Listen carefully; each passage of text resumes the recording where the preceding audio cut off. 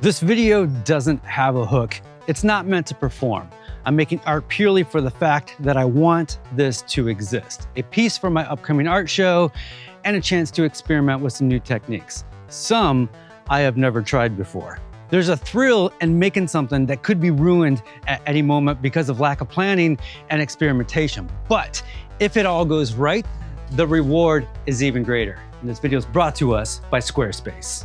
I found a couple of cookies in the shed. I picked one, and then we decided, well, if we're gonna pick one, we might as well pick two. So we pulled a couple out of the shed, and then we flattened them with my slab flattener. I've got a video on making that. You should check it out. That thing has saved me so many hours of work. So now we are back here in the shop, and let me try to explain what is going on here. To get this started, I am going to carve out the middle. We're gonna add a texture, and then we're gonna add some letters and put a phrase in there. I don't have this completely figured out, and that is on purpose because I think I do my best work when I'm just kind of riffing, letting the piece talk to me and trying to pull out the meaning of the art out of what I have here. So I think the very first thing I need to do is route out that spot right there. It's a small piece, but we've got a lot of work ahead of us. I'm just gonna freehand this groove in there, and if it catches and does things that I don't want it to do, then I'll set up a template. But let's try this the hard way.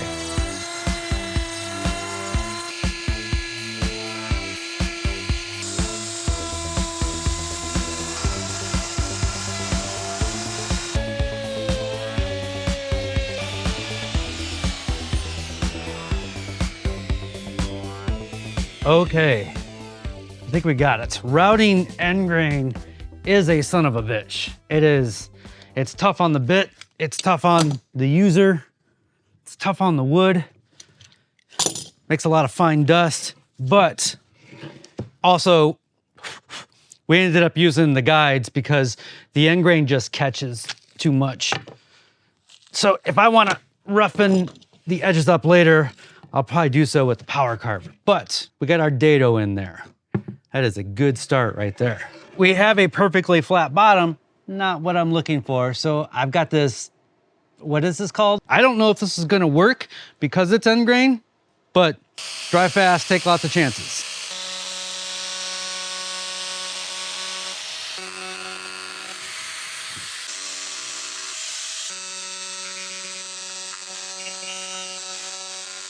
I got that texture on there and I really like that. Now there's something that I want to try that might not work, and I might have to redo all of this, but I want to char the inside for some of that crackly texture. So let's give that a shot, and hopefully we won't have to redo what we've done.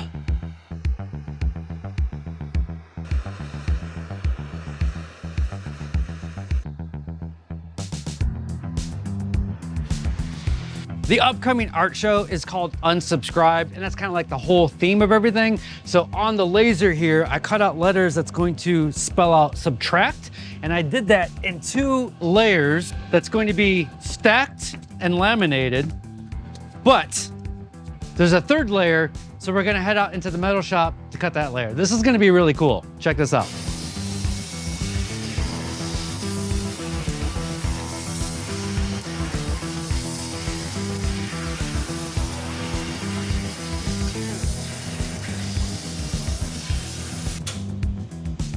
We have to laminate these all together to get our desired thickness, and I think epoxy is the way to go for this. And I'm okay getting sloppy with this because we're gonna do some things later that's gonna slopify it even more. Is that a word? Slopify? And the last letter, we will just let that sit and dry. To make our lives a little bit easier, I think we can remove some of the epoxy that's gathered on top. All of our letters are dry. I want to sand an angle on the back so they don't sit flat. So we're gonna do that here on the disc sander.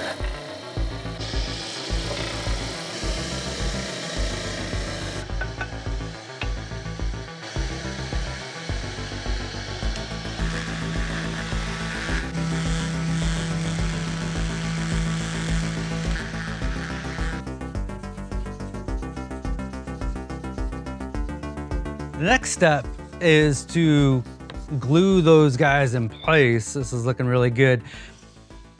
Except there's a step before the next step, which I think would actually be the next step. When we took the flame to the middle part, it warped big time. And I thought about leaving it, but if this is gonna hang on the wall, it's gotta, we can do better than that. So we're going to re-flatten, but just a little bit, just a little bit. We are mixing up some Toledo 4-minute epoxy, and we're going to glue these letters on there. And here's the thing, I'm not worried about squeeze out or messiness because, like we mentioned before, we're going to continue to messify the inside. I've got ideas. I'm not sure that they're good ideas, but I've got some ideas. We'll start from the middle and work from the inside out. We are working on the kerning, which is the space between the letters. Finally, my graphic design degree is, my graphic design degree is not doing anything. So we're gonna let that sit up for a second. That's looking really, really good. I like my kerning and my leading. There's only one line of text, so leading is, I got to use that graphic design degree somehow. The letters are glued in there. They're at that cool angle, but I kind of want to make it look like they're coming up from out of the swamp. So I've got some heavy body acrylic paint, and I'm just going to like blend the letters into the background. This is all stuff I've never done before. This is part of the experiment of this. It kind of looks like it's coming up out of the pool of swamp. I don't know what that means, but that is the effect that I am going for right there. Yeah, that looks pretty badass. Comment that I keep seeing over and over again is, you lost me when you did such and such, but you got me back at the end when I saw the finished product. And I think this is gonna be the case. It looks messy and sloppy. We're gonna resand the letters. We're also gonna do some more things to the letters, but I think this coming up out of the swamp, I don't know how else to describe that, but I think coming up out of the swamp is going to look cool.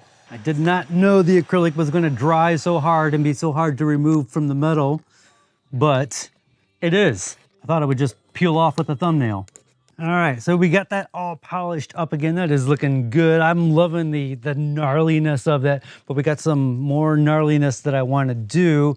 So I am going to tape this off, and this might not work. This is experimental, but I want to rust the bottom half of the letter. So I'm going to tape off the top half. So we're going to mix up a solution that's going to cause the metal to rust instantly. That's a little too much. I don't know the exact ratio. I've got a video on this, but while I'm doing this, I'm gonna tell you about today's sponsor, and that is Squarespace. Oh, also I need salt. I have been using Squarespace for over a decade, and I used to be a web developer, and the reason a former web developer uses Squarespace is because it just makes my life so much easier. I can focus on the cool stuff, the creative stuff. I don't have to worry about my website or the backend or code, cloud, payment processors, domain name. It just all works with Squarespace. I know what you're thinking. Oh, I want a website, but I don't want to deal with setting up a website because that just sounds daunting and laborious. Is that a word? Laborious? Laborious. Thank you, sir. You're going to go to their website and you're going to answer a few questions, and it's going to ask you if you want a contact form, are you going to sell stuff? And while you're answering all those questions, Squarespace is going to start building your site for you while you're answering those questions. Even though you might not have all your content ready for your website is already there, navigatable. You can click around and see how it's going to work. And then you can go in and replace all that placeholder text and photos with your text and photos. Look at that. That is just rusting instantly. I love that. It's not like you're just choosing a template and then you're stuck with that. At any point in time, you can go in and change a template with only a couple of clicks. Like, it really, really is that easy. Oh, look at that. Look at that. I'll let it drip off of there. Look at those drips. Hell yeah. I'm gonna let it dry and then I'm gonna do another coat because I want it extra rusty. Visit squarespace.com, and when you're ready to launch, visit squarespace.com/makesomething to save 10% off your first purchase of a website or domain. This is looking really, really good. Thank you, Squarespace, for sponsoring this video. Now we get to finish this guy up. So once this evaporates and cures and gets the rusty texture that I'm looking for, we can move on to the next step.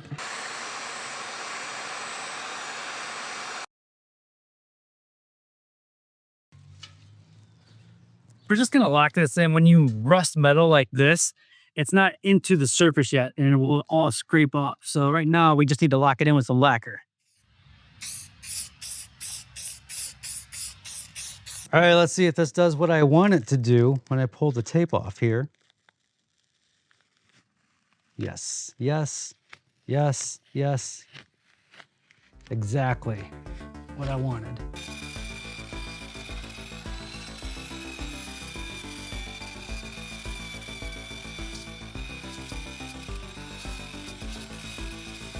I've liked how the last couple pieces have come out where we've dyed the wood orange and then have the edges black.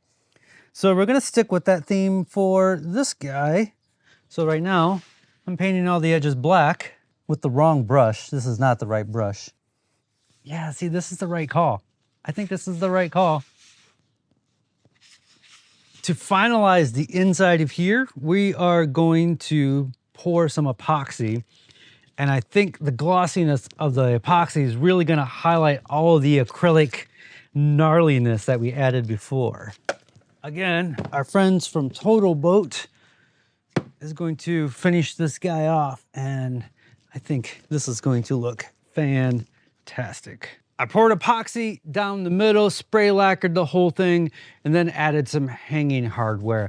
I really considered doing something with the top and bottom here. I've been into this Veroni pattern lately where I've been using that a lot in my projects, and I thought I was either going to inlay or carve out or have it stick up at the top and bottom.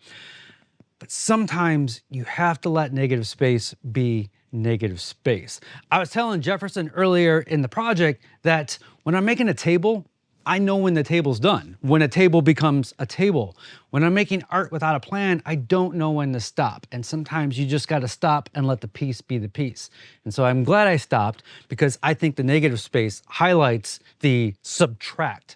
Remove the stuff you don't need from your life, except art. Buy my art, remove the other stuff from your life. Coming up out of the swamp worked just as I thought, maybe even a little bit better. This will be in my upcoming art show. It is Saturday, June 20th and Saturday, June 27th. Of course, you're all invited. On that first Saturday, June 20th, we are doing a Patreon meetup before the show. I will have details to the art show down below, where it's at, times and places. It's not a YouTuber event, so I am not selling any merch at the show. I am only selling the art, and you don't even have to buy any art. You can just come hang out with other makers and take a look. There will be some free things that I'm giving away. There will be some block prints and stickers that are only available at the art show. I will not be selling them online or anywhere else. It's kind of like one of those things where I was there. That was like that proof that you were there. I will have unsubscribed merch for sale on my website, but not at the show. And the merch on the website is available for everybody at any time, except right now because it's not up there just yet. I am losing my brains trying to get ready for this thing, but I thought there'd be more time. Time is running out. So anyway, that is going to wrap it up. As always, be safe, have fun, stay passionate, and unsubscribe from the noise. Subtract, remove. Whoa, hey.